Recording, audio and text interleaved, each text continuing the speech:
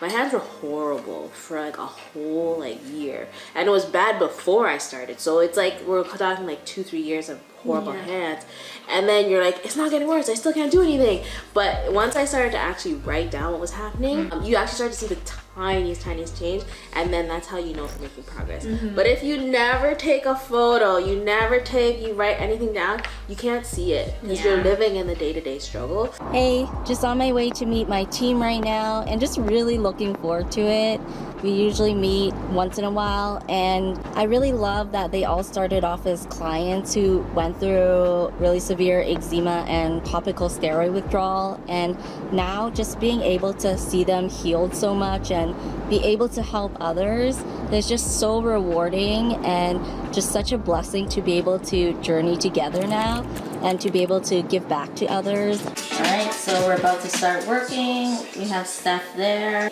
First time working here. Steph kindly opened her house for us. Hey! Nice to see you. How's it going? Ooh, we love popcorn. What else? How's it going? Tell me about your cheese. A lemon balm? Oh, I don't know. These are the ones I always drink. The lemon balm, nettle tea are like my go-to. So nettle is on some of our protocols. Yeah, so it's a staple now at home. Chelsea, what were you saying was the benefit of the nettle? Apparently it helps with like keeping your histamine levels down. Yeah. And so I use it as an antihistamine, especially this time of year when the season is changing. I usually do get flares, so the nettle leaf actually really helps a lot. Have you guys noticed a difference with nettle? I do. I do sometimes, yeah. Yeah, it does make a difference. Cool. Yeah. Have you noticed? A little bit, yeah. It's on my protocol. I like to make a cup every night. Nice. Yeah, no problem. Chelsea, what's your story? I started TSW about a month before I found Abby. Wow. And then, but I started like right away after that, and then it was very, very up and down, up and down. It's like I would see places clearing though. So like my legs started to clear before certain things, but my hands were horrible, my hair was horrible, my feet were pretty bad. So, but I didn't see the steady uptick until after 5 months. And I called Abby, I think at like 4 months, and I was like, when do people start to see it? And she was so like gentle. She's like, usually around 4 months. I was like, well, I'm at 4 months. Literally at 4 months today. And she's like, you know, sometimes it's 5. But you know, it's a few different things I think that came in. It's like, one, I just let go of it. And I was like, I stopped trying to be so nitpicky at everything. I cut my hair, just accepted the fact that it was falling out, and then it was just like everything just started to shift. And I joined the group calls because I wasn't going to them before, and then everything kind of just compiled together, and then it would start to just get better from there. So it's hard to say when like TSW was just behind me because it takes a while. I still have a few scars that are still healing from it, but it's behind me. I'd say in that first year, I would say that was a 1 year of recovering from TSW, and then after that you're just working on the other things. But your before photos were so crazy. Like what you went through before. Really? Yeah. And I don't even think the pictures do it justice, to be honest. I think it looked worse in person. Wow. Yeah. What was it like when it was at its worst? Worse. Yeah, it was very defeating. Yeah, my hands were so cracked, like my hands were literally like this at all times because I couldn't open them. And I remember one time I was like just trying to wash them. Every time I went to wash my hands, I had to like gear myself up. And I broke down a lot, but I think I broke down the most when it started to affect my hair. I was like, ugh, that was just really, really hard. I think there were spots where there was hair missing, right? I think. Yeah, my hair was falling out like crazy. I didn't have a hairline, so, and it was just coming out so much, and my scalp was flaking so bad. It was so bad. You can never tell. Like your Not hair now. is like super luscious now. And it was so crazy because it's like this is what my hair looked like before I quit, and then I had just gotten married, and I'm looking at my wedding pictures on the wall, and I'm like, I literally will look like the exact opposite of this, and I'm looking at my picture on the wall crying. I was like, oh my god. That's like literally my experience, like literally the same. Cause like mine was shortly after Cooper was born, and I had photos of like my wedding photos like all over my walls. I'm like, I do not look like this person anymore. Not like, who is this person? But then it was also like a mood board, because then it was like that became my vision board, because I was also like, I will get back here again. And it's crazy because like it's literally been 2.5 years, but I look like I did almost like on my wedding day. So I'm like, oh wow, I actually did get there. Yeah. So, yeah, you healed so much. Yes, thank you. It was quite the journey. But I would say if you're dedicated to your health, you can heal pretty much like any chronic thing. I'd say with it, if you dedicate a good year, Yeah. you'll get over the worst of it, I think. You may not be 100%, but I think you can get through the worst part in about a year. I think that when you, like the one thing that I noticed for myself was just like letting go of the timeline. Cause like I have to be better by a year, because I also was on mat leave, so I had to go back to work, and like it was stressing me out. But like I found that after I stopped and like let go of that, I noticed like improvements. Like it was just like you let yourself go, exactly what you shared, like you let yourself go, and a lot of things just opened up after that. So it was really good to see. Yeah. Steph, you've come a long way too. Yeah, there's still some things that I still need to address, but it's coming. It's coming. Yeah. It's just taking some time. You guys have all gone through so much. A healing journey. It's not perfect. There's some days where it's a lot better than others, but I just take them as they come. It really does this. Yes. Like, I think of the stock going up, how stock like dips and dips and goes, but this one is you like, look at the long time horizon. yeah, exactly what you said. The long time rises. I also took little notes here and there, and there's things that I didn't even notice, but I was waking up 4 or 5 times during the night. Yeah. And now I'm discouraged because I still wake up, but it's only once. And like there's little things that sometimes you just forget that like that's not happening anymore, and you still have symptoms, but like those ones are gone. And I think it's important to remind yourself of that progress. Yeah. That's a big one. Yeah. Like not waking up 4 or 5 times a night. You don't realize how brutal that was, and then it's like for me now, it's like I don't wake up in the middle of the night. It's been like this consistently for a month, but it's taken me like 3 years to get to this point where it takes me a while to fall asleep, but once I'm asleep, I don't wake up until I need to wake up. That's great. So like that to me is like huge improvement. Oh yeah. Yeah, like something that I've been wanting to do for such a long time. So Yeah. It is crazy. That's why I tell all the clients, I'm just like, if you journal, sometimes it's really hard to see your progress. Like my hands were horrible for like a whole like year, and it was bad before I started. So it's like we're talking like 2-3 years of horrible hands, and then you're like, it's not getting worse, I still can't do anything. But once I started to actually write down what was happening, you actually start to see the tiniest change, and then that's how you know if you're making progress. But if you never take a photo, you write anything down, you can't see it because you're living in the day-to-day struggle. And I remember like one time, like with my hands, it was still so bad, and then Jen looked at it, and then she was like, but look, there's a tiny patch of healthy skin. I was like, I guess you're right. I was like, who cares about that patch? What about the rest of my hand? What about 99% of the rest of my hand? But she was right, and then from there it just kept like expanding over time. But And your skin looks so good now. Like it's so clear. thank you. Yes, I'm very, very thankful. I can actually use my hands like a normal person. I remember that too, the claws. Yeah, Emphasize. it's horrible. it's funny. It's not funny now. It's not funny, but it's crazy to just to see how similar our experiences were, but also very different. So. It's kind of crazy because we've all been on the same journey, like all of us. So we have that in common. Yeah. Timothy, how about your journey? What was it like? I've journaled every single day since it started, so I think I'm at 490 days. Wow. And it took me a long time to find Abby, maybe longer than you guys. I don't know how long it took you, Stephanie, but I think maybe it took me a year.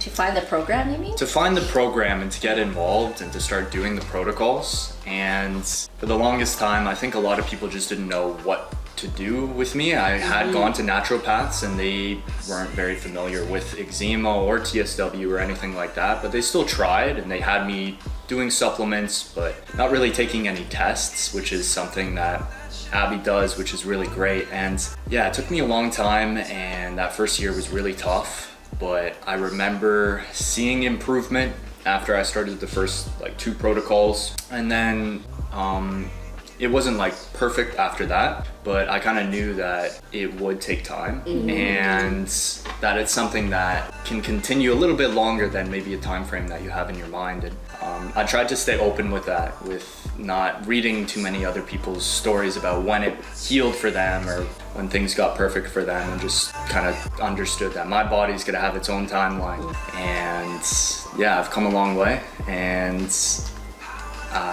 yeah, I'm just so happy to be here. We're so happy to have you too. These guys are great. Oh man.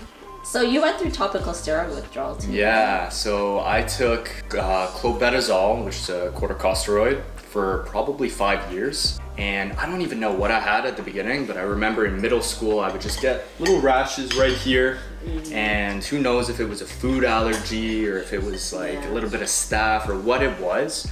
But as soon as I went into the doctors, it was steroid cream for as long as you need. And then 5 years later, when they stopped working and I realized progressively year over year I was having to take more and more, and I was using it like moisturizer, just like all over the hand. And then I actually read the bottle and it says use a little bit with a Q-tip for no more than 2 weeks. And at that point I remember not wanting to use steroids anymore, so they said here's this other thing, Protopic, it's great, no steroids, and that's an immunosuppressant, so it still wreaks havoc on your immune system.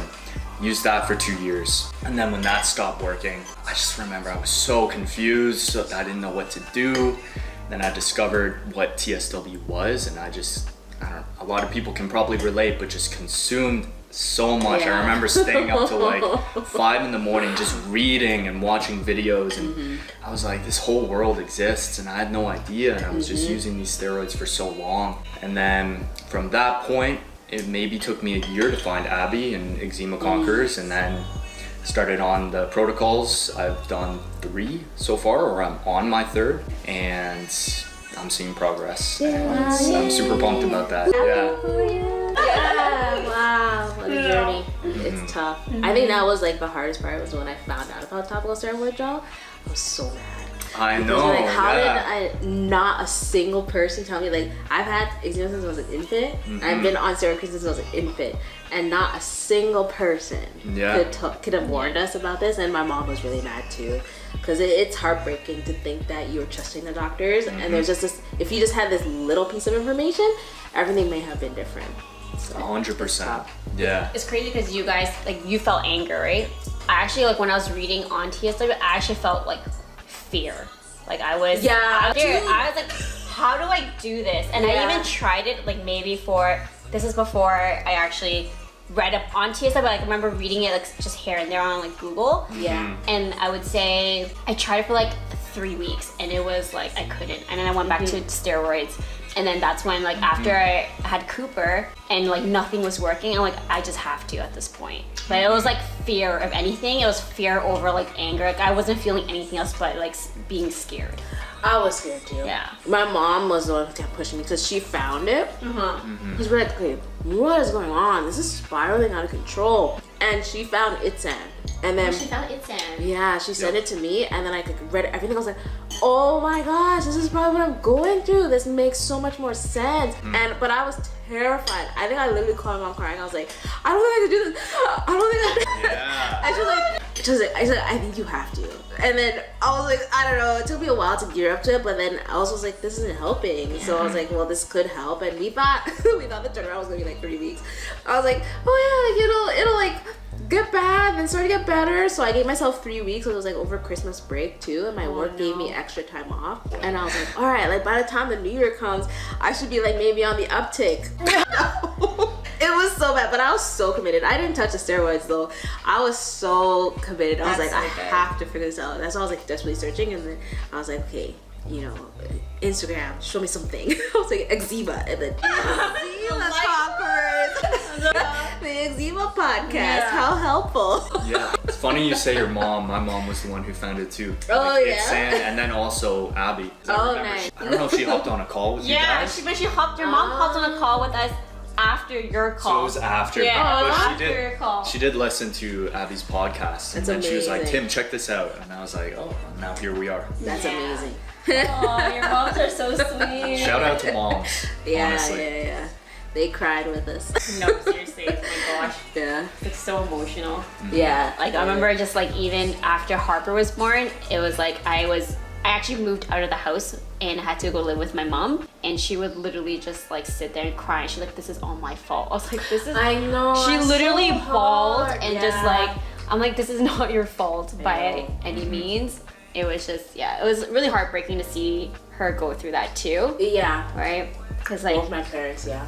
It was so hard. yeah, it was really hard. And even still now, I made so much progress, and even still, she feels the burden. Because like, there's so much I could have done. Like, it's not your fault. You gotta stop saying that. Like, we didn't know. It was the 90s. We didn't know anything. Nothing, yeah. So things have come a long way, and just be thankful that we know now, and just move on from it from here forward. But I think it's a burden she can't really let go of either. No. Yeah. I mean, being as a mom, I probably would feel the same. If it Oh, was like, yeah, absolutely. if it was like Harper I or would Cooper, too. I would feel 1000% the same. Like, Yeah. everything that happens, like, I would feel bad. Yeah.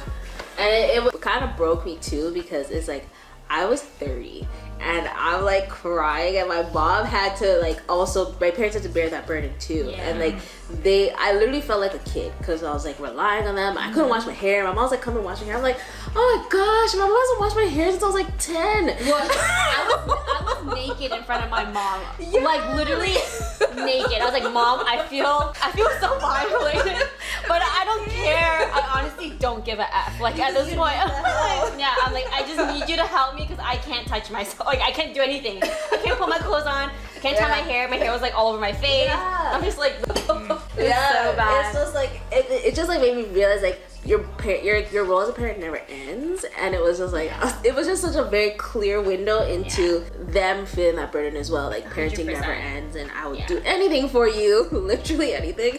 But man, as someone who just got married, and you're like, Mom's here to wash my hair. This is wonderful. Here to help me wash my body.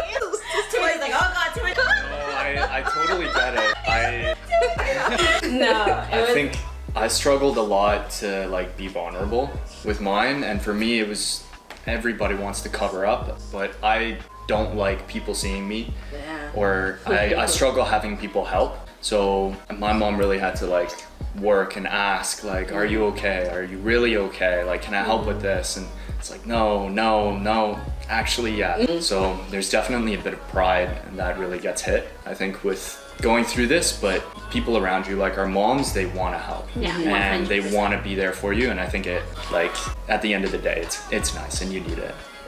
Yeah, I definitely think I learned something, because I had never gone through anything like that bad before. And so, you know, I kind of understood how when someone else who was really sick, like there's someone in my family, she went through like surgery for something, and she kind of pointed out, it's like everybody, when I walk in the room, everyone asks me, are you okay? And she's like, it's very annoying. Yeah. And I kind of started to like realize why it can get annoying when you're going through it. But then on the flip side, it also taught me how to ask for help, because I also have a hard time asking for help. Yeah. And then you have people, you start to realize you're not meant to go through this world alone, and you need help. Like even in the best of circumstances, you need help. You can't do anything alone.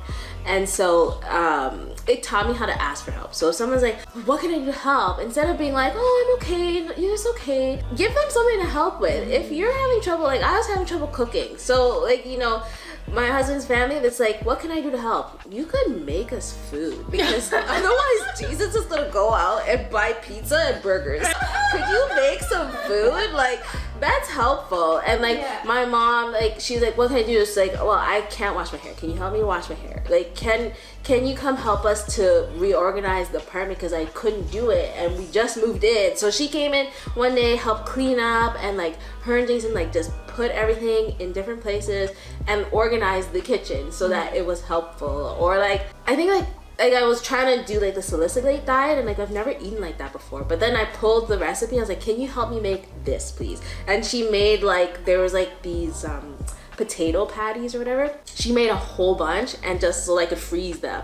And then so it's like people are willing to help, but sometimes you have to be specific. It's like, can you come for a walk with me, because I'm not having a good day and I want to get fresh air, but I need to push myself, so can you check in with me once a week or something? And people are willing to do it, but I think they need to be guided. Like, Oh, totally. directed, Yeah. And that's okay to like tell someone how you need help, because they may think like this is a way in helping, but it might not be, but you should still let them know. Yeah, and it doesn't have to be everyone. There was just like, 5 people who were checking in, and it was just only a few people who even knew what was going on, and that's all I needed. It's just a few people. And the funny thing is, when you allow people in, sometimes they call you at the perfect moment. Like sometimes I was in the middle of a meltdown, and then my aunt would call. Like, oh, I don't want to talk to you right now, but actually this was very helpful to like pull you out of the pit. So it's really important. 100%. And like you can feel lonely, I think, thinking no one else understands, but some of the onus is on you to help them understand. And if you're always trying to like hide, kind of like I was doing, like hide how it was affecting me, like no wonder you feel lonely and like no one understands, because you're not helping people understand. Yeah. And some, like not everybody, but like your family. Yeah, a few close people can be really helpful. Like, 1, 2 friends who you trust can be really helpful. And like I agree, like I hid it so much, a lot of people didn't even know what was going on, even if they saw me. And then it's like my aunt didn't know until I had to drop something off for her. So I was like, yeah, we'll just pull up, you can just grab from the car. And she saw me and she broke down. And then she never did it again because she realized that's not helpful for me to see her cry. But the first time she did it, I was like, oh my gosh. But then from that point forward, like up till today, she calls me all the time. She's like, okay, what's going on? Blah, blah, blah. She came over, make sure I'm okay, because until you see it, sometimes you can't really understand too 100%. As a support person. But that's also just goes to show you how much people love you, because I didn't think she would have been such a big part of my journey, but she has been one of like the biggest pieces. Yeah, because she saw it and then she was able to be like, I haven't gone through this and that's okay, but I know this is gonna be really hard, so I know you're gonna need support. So yeah, she was really great. That's really sweet. Family members. Shout out to family. Yeah, We 1000%. Yeah. Couldn't have done it without family. Yeah.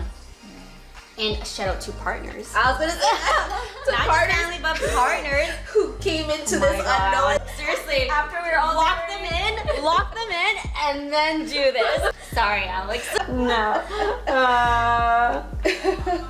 Yeah. It was definitely a huge shock. Yeah, huge shock. I remember like before I quit the steroids, because I was like, this is getting really bad. Maybe I had to do something different. I remember I said to Jason, like, because my hands were already really bad. And I was like, well, like, how do you feel? Like, if I stop the steroids, like, they might just get a little bit worse. How do you feel about that? And he's like, well, I guess we'll deal with it as it comes. I was like, yeah, but it was just trying to get a little bit worse. So wrong. It got a lot worse. That's so funny that you asked Jason, because I did the exact same with Alex. I remember where it was too. It was on the island.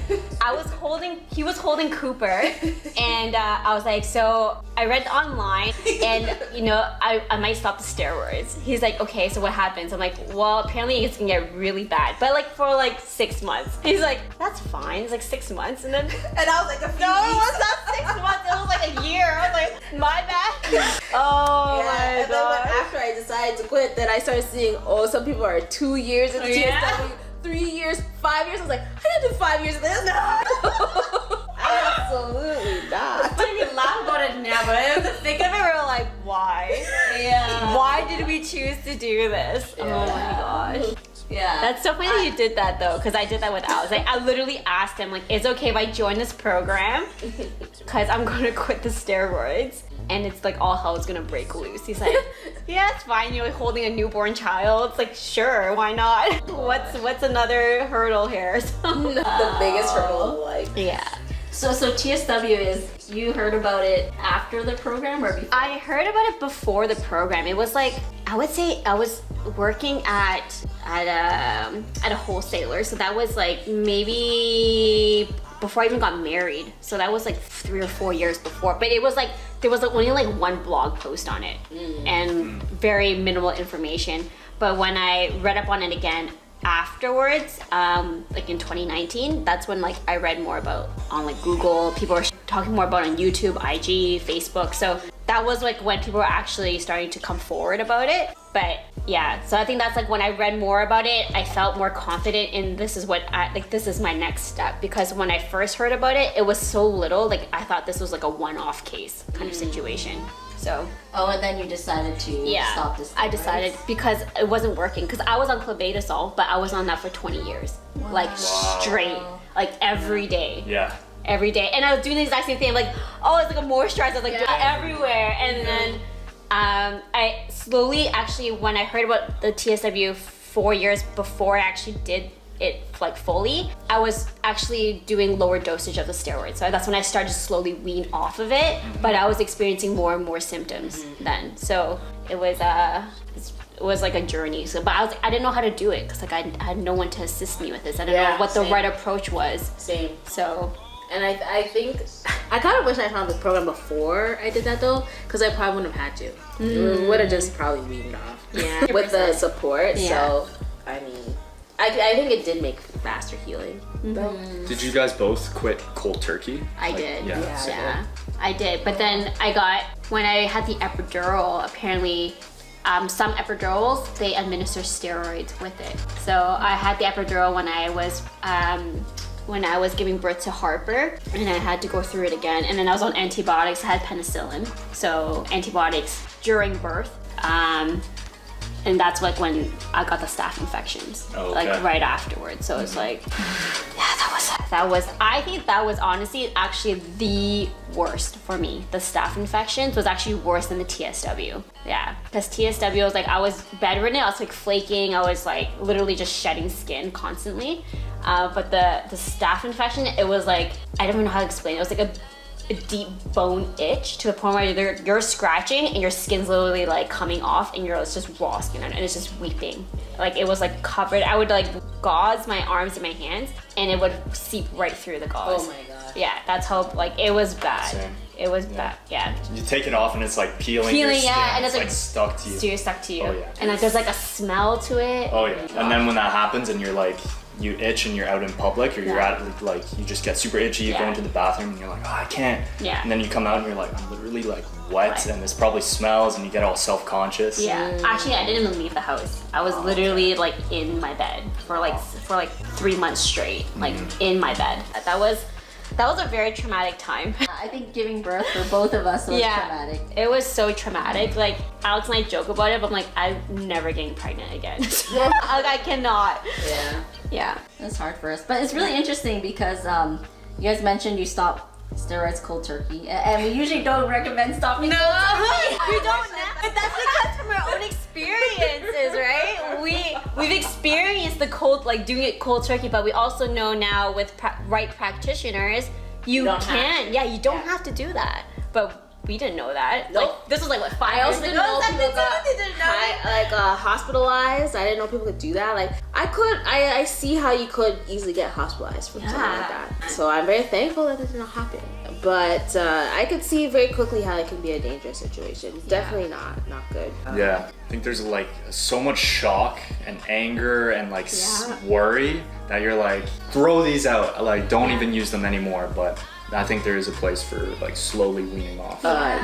Much safer. And we do still have clients who use them in our program, and we don't want to make anyone feel judged or guilty. We definitely have people who use it at the same time, but it's just that now we put less emphasis on it, and we also use the protocols at the same time as the medication. And then we've had people slowly wean off of it as well, and it's worked successfully. I noticed that things as I was experiencing as a child, as my skin was improving, I was starting to experience those symptoms as kids. And I actually asked Jen about this. I'm like, is this normal? She's like, no. She's like, yeah, 100%. It's like your body is now, it deals with the most current symptoms, right? And then eventually it moves into like all the past symptoms that have been suppressed for so many years. And it was like things that I didn't notice I was experiencing until like, you know, as I was experiencing, but I remember experiences as a kid, like just having things like anxiety. Like I never used to experience a lot of anxiety, but I remember as a kid, I used to get like panic attacks because I was always just anxious about everything. And I was like, I don't know what is happening, but this is like not normal for me. But I remember this as a child. And she's like, yeah, this is normal. Like these are things that will come up. Emotions, trauma, symptoms, like all these things start to reverse. So it's like, it was interesting. Same. So it's really interesting to see that though. Yeah, it is. Yeah. But then because of all this, I never noticed I had like a hormone problem.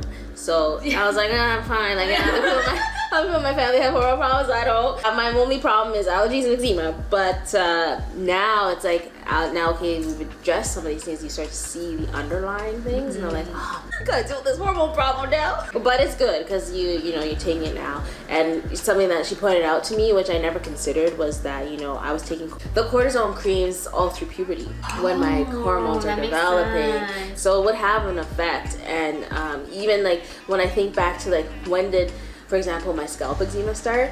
That was during puberty. And like I never put 2 and 2 together, but then what did we do? We went to the doctor. Mom was like, oh, she's never had like anything here. What is this? And the doctor's like, oh, common for eczema to develop into the scalp. And then what do? Put a steroid ointment. And like I've been taking that ointment, and I had periods where I didn't need it, but then more recently, before the steroid, I was using it every day again. And so it's just like it also like kind of points out where the areas that I had the symptoms of worst strain TSW were the areas where I was using the strongest steroids, because I was using the strongest ones on my hands, the strongest ones on my scalp, and then everywhere else I was like, what the heck is going on? I don't know. But it's just you start to see, and then it was kind of healing in reverse order. And then my neck I've always had eczema there, but that was where it first started with my parents, and they noticed, and then they were like, yeah, it started on their neck and it was so bad, and like it still flares on my neck. If it's gonna flare anywhere, that's where it will flare. So still gotta work to it. Still a lot to do. Still a lot of legwork too. Yeah, I think those are like the most persistent parts. Is like the ones that showed up first. Yeah. Because I had it on my eyes. I remember getting it in my ears. Yeah. But that was later. Yeah. And at the beginning, what showed up first was just hands, and then inside crease here and neck. And then now those are the lingering things. And then everything else is like cleared up. Like the stuff that later appeared on my torso, like legs and feet. I never had that before. It's like that's what disappeared first. Same. So it's like what you guys are saying. Yeah. Does this reverse order thing. Yeah. And Yeah. And I used to have hives so much as a kid. Did you really? Yeah, I was searching everything. The grass, Oh no. I never sit in the grass. And like even like my brother's soccer games, when it was a freshly mowed lawn, I would sit in the car, and I always had hives, especially behind my legs. And then like, as we were going through the healing process, at some point I was like, oh my god, I haven't had hives in like 15 years. 15 years. Foreign thing on my leg. I got hives again throughout the healing journey. But again, it resolves itself. Yeah. That's why I tell people, don't worry about the changes.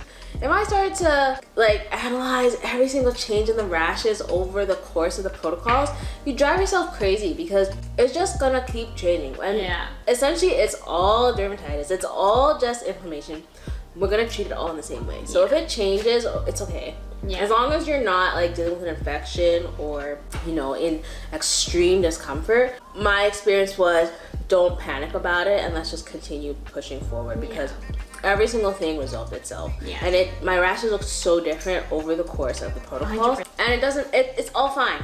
Yeah. It's okay. It's like even like the way your skin like feels too. Like the rashes for me also, they went through different stages. It was like really red when I was going through TSW, like red and raw, and then it went like dry and flaky, and then it was like dry and then hard, and then it went soft. So it's like it's so hard to navigate, and like you have to change with it too, right? So you can't be using the same kind of topicals or whatever for each stage, because sometimes it requires something else. So it's like, that was like another thing that I learned too, is like there's stages to it, and I was just like, go with the flow. Just do what I need to. As long as I feel comfortable, like I kind of don't really care anymore. So it's like, as long as I can like function throughout the day and not worry about my skin, I think it's like a win.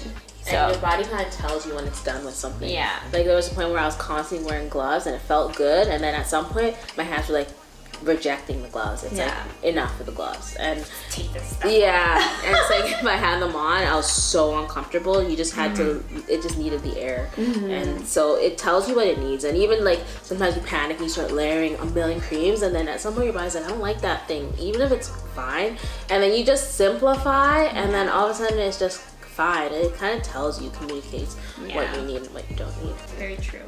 Yeah, and it's really cool. Now you're all here helping other people in the program, which is so nice. It's very rewarding. Yeah, it is. Yeah, good to connect. I mean, even if like the calls just to support, it's like nice to know that you're making a difference in their day. It's like they feel like less alone, they feel encouraged. So it's like it's really cool to do that. And Stephanie is our client care specialist, so she does a lot of the admin work, but she helps out the clients with any support they need.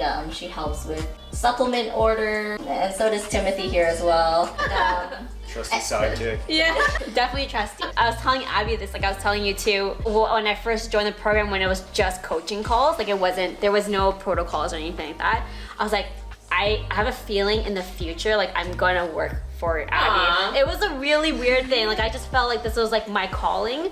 And when you posted that, I was like, oh my gosh, like this is the best opportunity to have my foot in the door. And of course, like it's just, you know, everything else is history from there. But That's so interesting. yeah, like I kept purchasing your balms. Yeah. I was purchasing her balms, and then you asking me about like because you also did like the body wash, and so I was trying that out too. So we met up to like exchange goods. I'm very thankful to be a part of the team, just to see us all here now. We have a shared bond and a shared trauma. Makes it strong. Yeah. Last but not least, Oh boy. Well, much like both Stephanie and Chelsea, when I joined as a client, I just felt like I wanted to be a part of this. And I had reached out to Abby about maybe like a position working with her a year ago, but it turned out it wasn't the right time for her, and it actually wasn't the right time for me. I was doing some other stuff, and a year comes by and I reach out again, and it turned out it was a good time.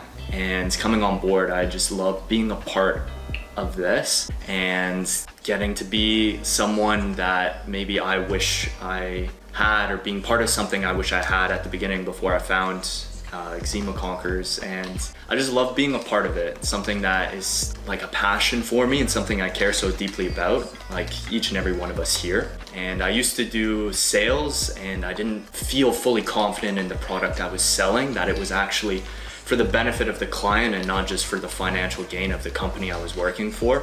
And I just feel so strongly the value that we're giving to people, and I just feel like a good sense in my heart about what we're giving and what we're providing as far as help for people coming with eczema, and that just gives me a lot of peace of mind about what I'm doing. I think I have a strong conscience attached to the work that I do, and I really feel good about working here with Abby and these other people here too. And yeah, I love doing that and knowing that the value we're giving is something so good. Yeah. and check out this nice diagram. Yeah, this is really well done. That Chelsea, wow. This is the whole client journey when someone joins, and we're trying to make it more just streamline things and make everything better and more efficient, and be able to add more touch points so that we give clients more support. So we're always trying to improve it.